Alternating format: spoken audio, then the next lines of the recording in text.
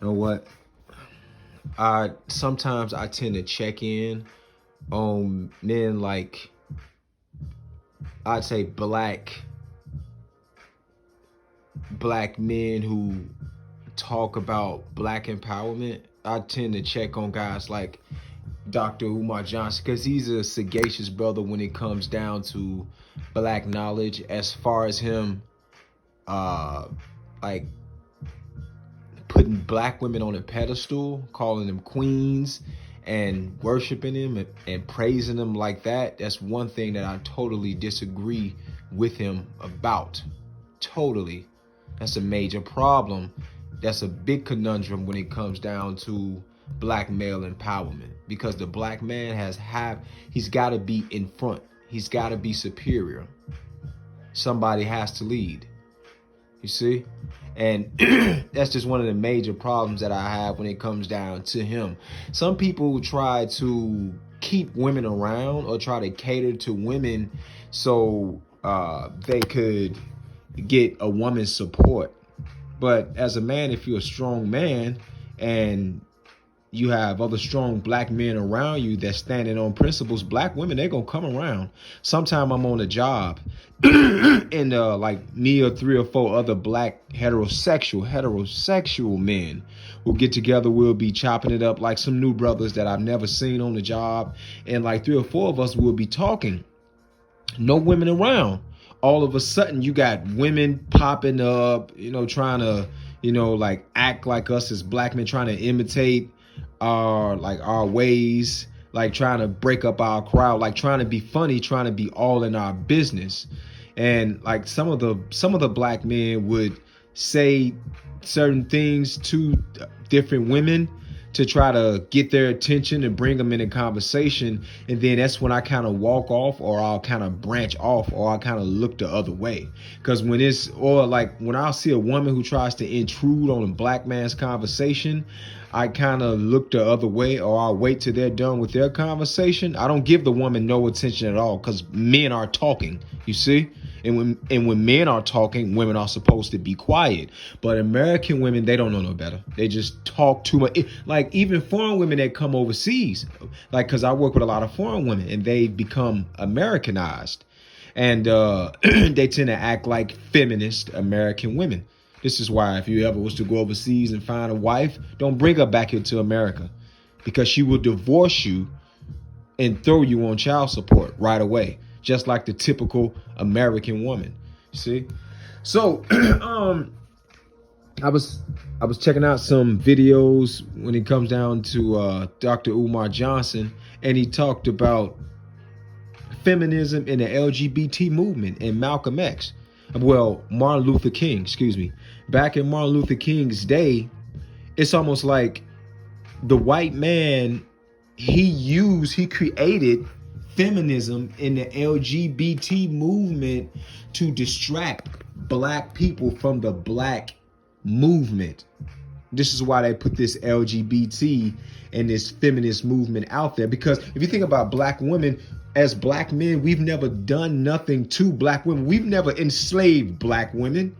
So why did black women have to come together in tandem with a white woman to, in a sense, you can say, oppress the black man as far as child support, taking the man's kids away? A lot of black men have gotten, a lot of black women have gotten black men locked up, incarcerated.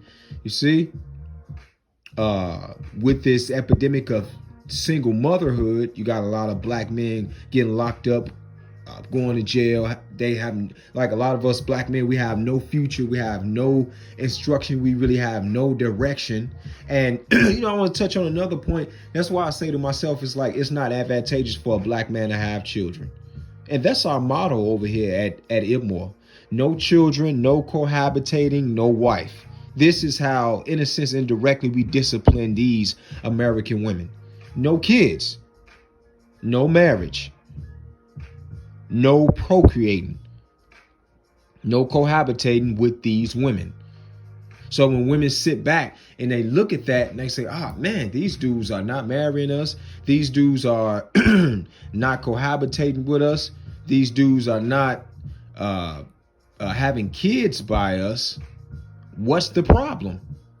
And in a sense, it's a possibility women may wake up. But if they don't, this is what we stick to. This is how we kick back at women. This is how we kick back. This is how we kick back. See? As I think about it, I say to myself, as a man, it would not be advantageous for a black man to have children because, like, living in America, you're already in bondage. You're already in bondage. We're already in captivity. I was just checking out this black guy that had got killed, that Ahmaud guy. He had got killed by 2 ex-white police officers.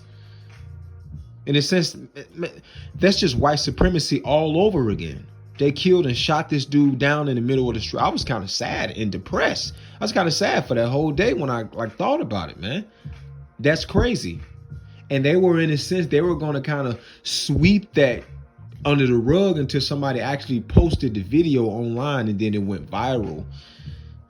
Shot the man down, shot the black man down. He was just innocently jogging. He was jogging. He was doing nothing wrong. And they shot the man down. That's crazy. For us black people to, well, particularly black men, for us to really turn things around, in a sense, there has to be retribution.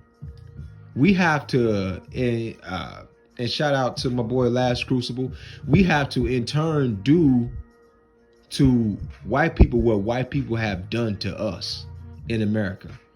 The true Hebrew Israelites, black people. We have to do to them what they've done to us. And more than that, subjugate our women to keep them in line. I was checking out this movie, man. It's called 12 Strong. If you want, go and check it out. It's about the war over there in Iraq. I think they called Saddam Hussein, or it was one of them. I don't know. Well, I kind of forgot about the plot of the movie. But it was like Middle Eastern customs over there, and in a sense, how they have it, it's like for a woman, they had showed a woman she had got killed because of having a baby out of wedlock. Now, in a sense, to a certain degree, I kind of concur with that. That's a little bit that's a little bit extreme, but long story short, they punished their women for infidelity and having children out of wedlock.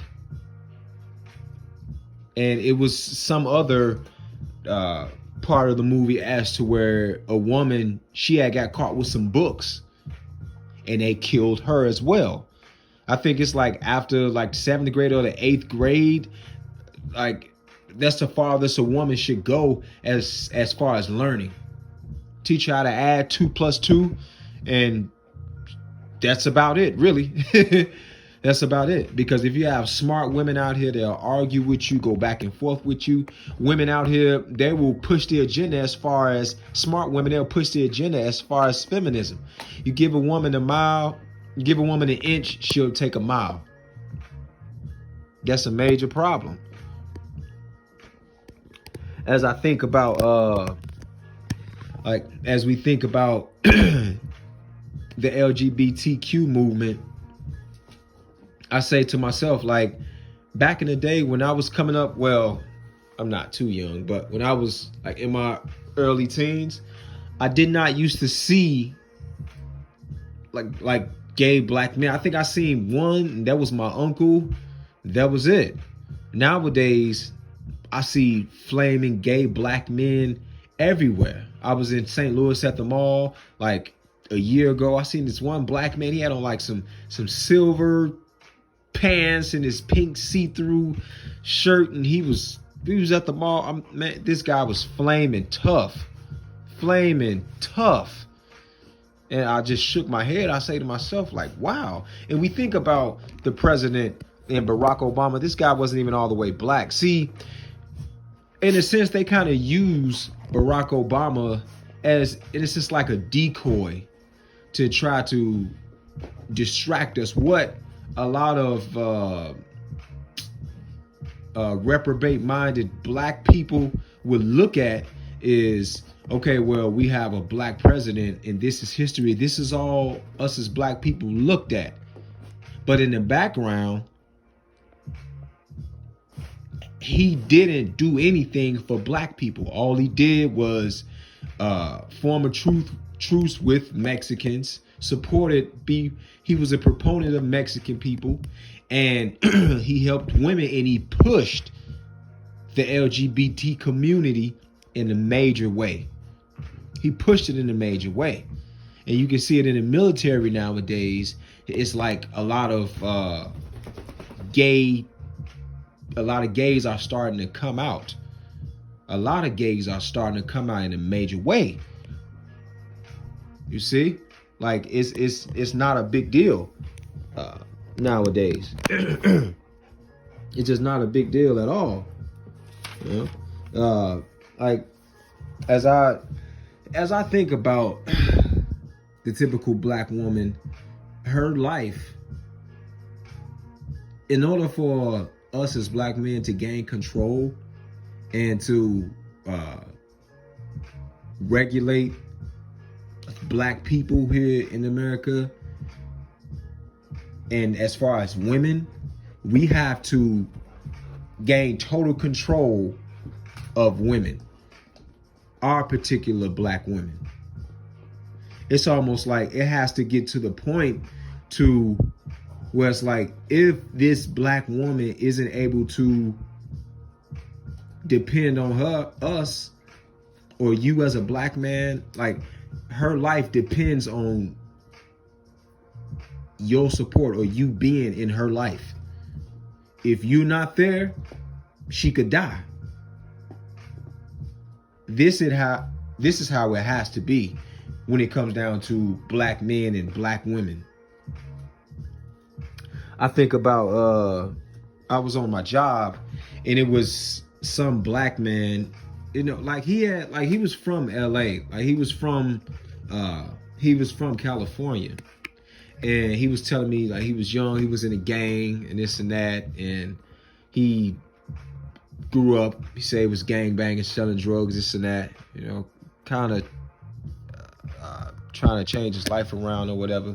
But he also mentioned something as to where he was talking about getting, like, trying to own a business and not working for nobody. See, as I think a little bit, like, as I ruminate about it, I said to myself, me as a black man, I'm okay with working. I'm okay with authority. I'm okay with working under another black man. I have a problem with working for white men, but I can work under another black man. I could submit to authority, but due to me being raised by a single mother, yes, it was kind of tough. But I said to myself, as I pay attention to older black men and black men who have their stuff together, that's the only way that we could stabilize black men,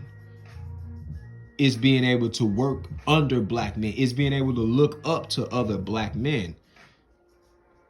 And I was paying attention to what he was saying, that he was saying that he was alluding to, well, like he wouldn't want to work under nobody because he wouldn't want nobody to tell him what to do.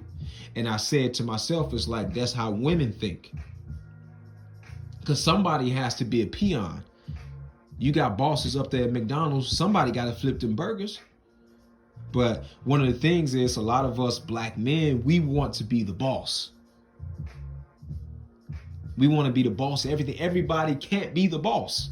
Everybody can't be the king. Everybody can't be the boss. You're going to have to work under somebody. And you look at the rebellious nature of black men, and they get it from their mom. They get it from single mothers. Because you got women out there who are rebellious like that and don't want to submit to authority. If a black woman never had a strong black man in her life, of course she's going to be rebellious. She's not going to know what it is to submit to authority. And that goes hand in hand with the black man. You have a black man, he's not going to know what it is to submit to authority because his dad wasn't in his life. When it comes down to working, when it comes down to policing the neighborhood, he's going to be rebellious because his mom was rebellious. He's not going to want to listen to nobody. He's not going to want to work for nobody. He's going to want to have his own business. He's going to want to be in control of everything and tell everybody else what to do versus stepping down and letting somebody else be the leader. He's going to be rebellious because he get it from his mom. That's a major problem. I was checking out Professor Black Truth's page one of these days, and when it comes down to the black man and a black woman struggle, it's totally different. It's totally different. I left that comment in one of the Professor Black Truth's comment section, and he actually loved the comment, and it was one other brother who liked the comment, and he left the comment. Then I got attacked by like 3 or 4 different other black women. They all attacked me, but in a sense, I really don't care about what women think. I don't even respect women like that ultimately anyway. I made a video, go check that out, as to one reason as to why I don't respect women. As you think about rape and how it can just destroy a man's future, career, everything. I mentioned that in some other in some other video. This is one reason why I don't respect women. Because it's like, you mean to tell me if a man and a woman get drunk and they go to a hotel and then they have sex, and then a woman wakes up the next day and she just doesn't feel right, or she feels she had sex by an ugly man, or just if she has this regret sex, she feels bad about it, she can get up and say that, well, hey, I feel that I got raped. She can take it to the cops. And that's a problem for me. A woman should not have no type of jurisdiction. Women should be totally subjugated. A woman should not have no power like the typical woman in America, because look at what these women are allowed to do. Get a man thrown in jail, get a man incarcerated, get a man's life totally ruined because of some fake allegations like this. A young woman, if she's 15, 16 years old, she can lie to a man that's 18, 19 years old. They copulate, they have sex. She can lie to him and tell him, hey, I'm 18 or 19 as well. And the cops get a hold of him. This guy gonna go to jail for rape. And the woman is totally let off. And the girl is totally let off. They'll let her off. They'll put his information out there in public, ruin his reputation, ruin his career. And they'll say, oh, well, we don't want to put the woman's information out there because we want to protect her. What kind of stuff is that, man? What kind of society do we live in? That's a major problem for me. Yeah, so I was over there at Professor Black Truth's page, and I check it out. And I said to myself, it's like, due to all those women being in this comment section, in a sense, that was like a red flag for me right there. That was kind of like a red flag. All these women in your comment section. That's a problem for me right there. And when I see that there is no support for other men in the comment section, that's a problem for me as well. Most of us brothers over here at IPMOR,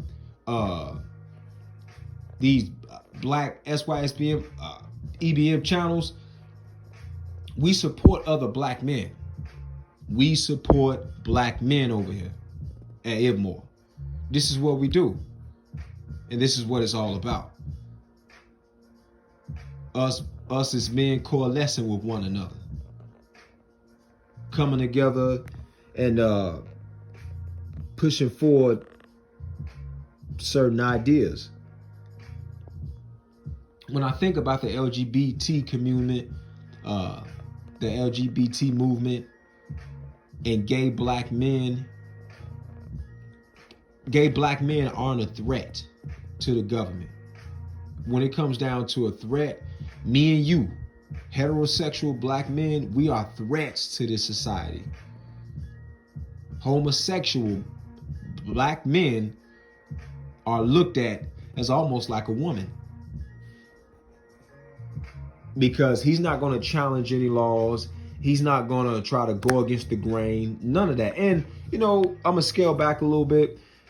When I say that I'm okay with working for another black man or submitting to authority, as I look on the other side of it, I was listening to some other guy talk about his young son. In a sense, like, cause he was married, and his young son, like, you know, women, they'll tell their young sons, okay, do this, do that, you know, cause it's like young girls, they're gonna do whatever society tells them. They're gonna do whatever their dad or their mom tell them. You know, they just gonna do what they tell them. But as for men, so it's like the mom would come and tell the young boy, like, hey, well, don't do this, you know, don't get no more candy, don't do this and don't do that.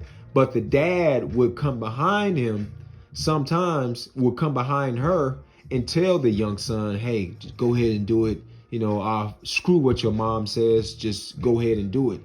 And sometimes that's what it takes for, you know, like it'll take for a black man to rebel against authority, or let's say particularly this system.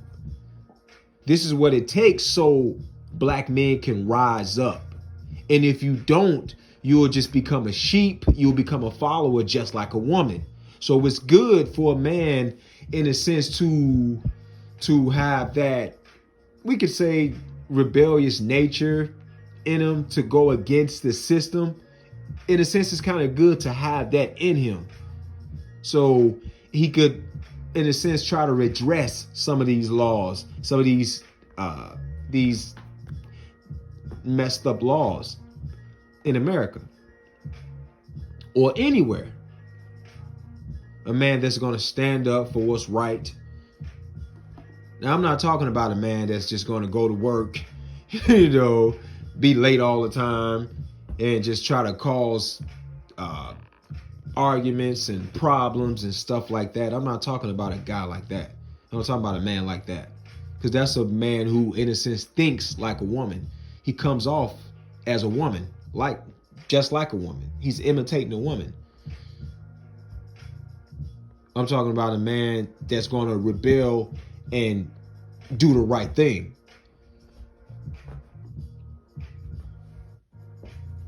So I'd say it's okay for a man, in a sense, to push back at certain laws, and like, especially when a lot of these laws oppress men. That's what I kind of want to put in the light here. Like,